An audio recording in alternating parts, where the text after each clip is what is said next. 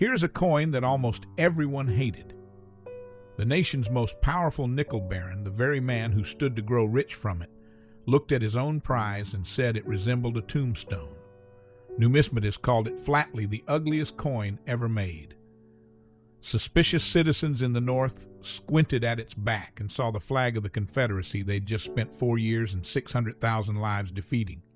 It broke more dies than every other American coin combined.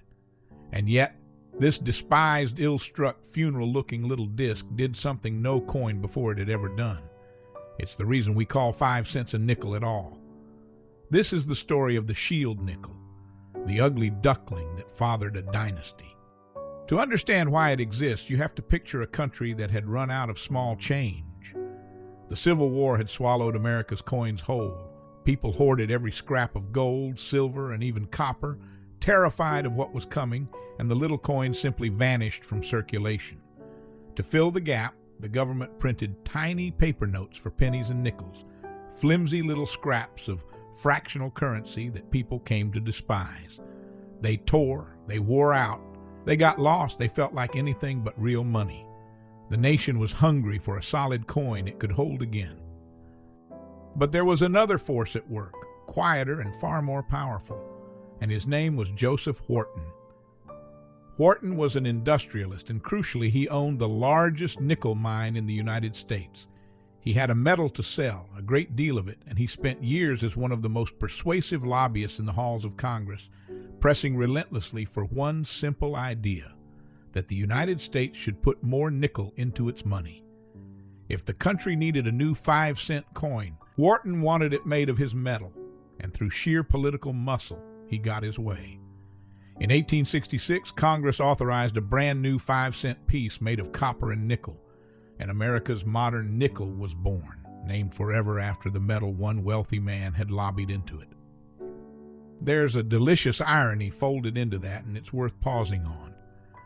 Before this coin, a 5-cent piece in America was a half dime, a tiny, delicate sliver of real silver.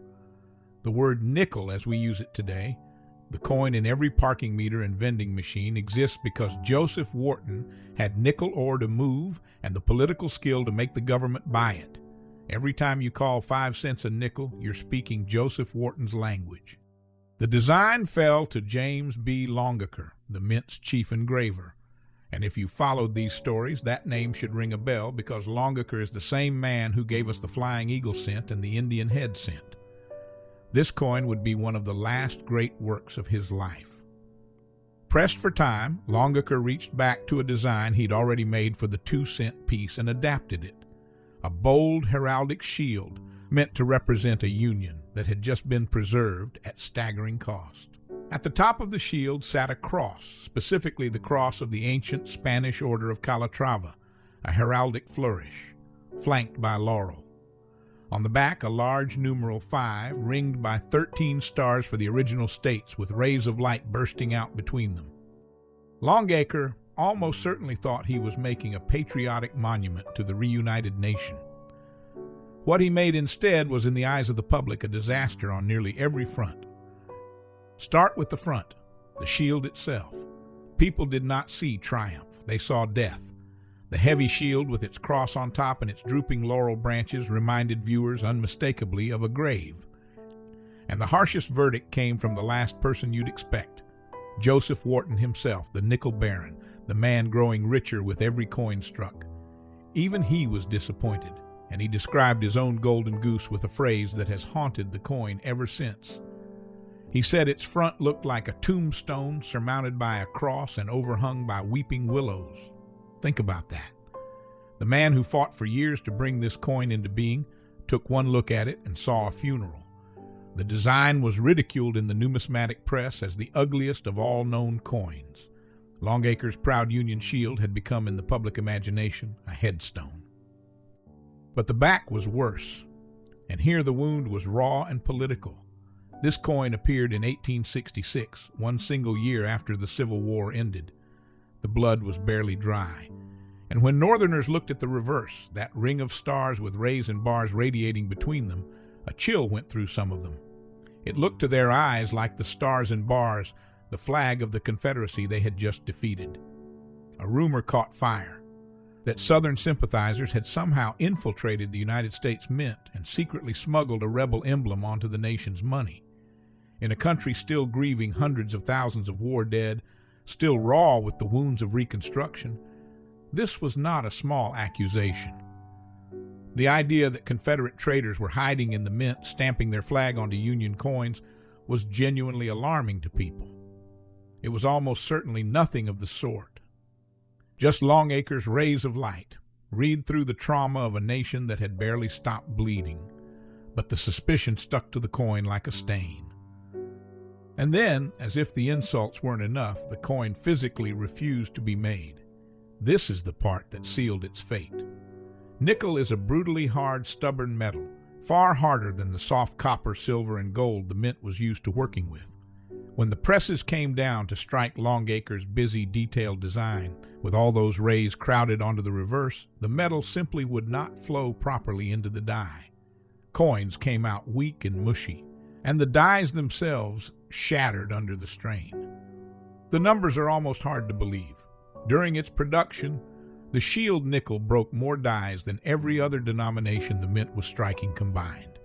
One little 5-cent coin was destroying more equipment than all the pennies, dimes, quarters, halves, and dollars put together. It was a machinist's nightmare in metal. The mint surrendered to physics.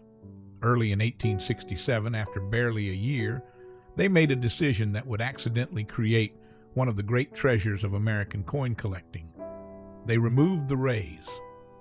The theory was that stripping those rays from between the stars would let the metal flow more easily and spare the dies.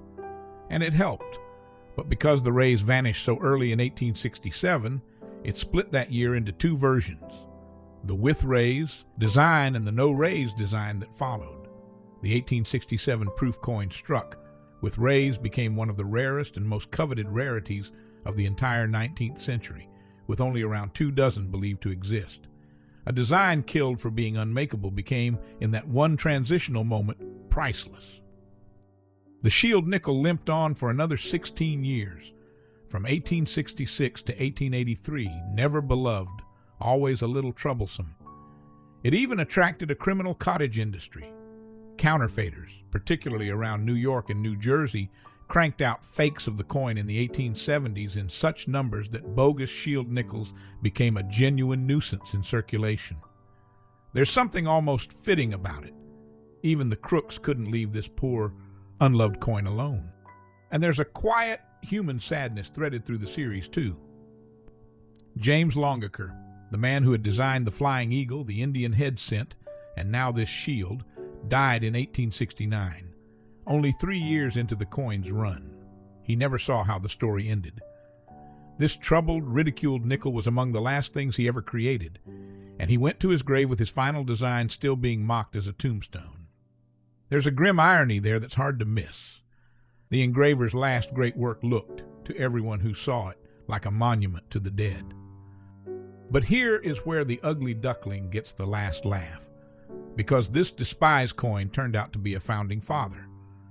When it was finally retired in 1883 and replaced by the Liberty Head V nickel, it left behind something permanent.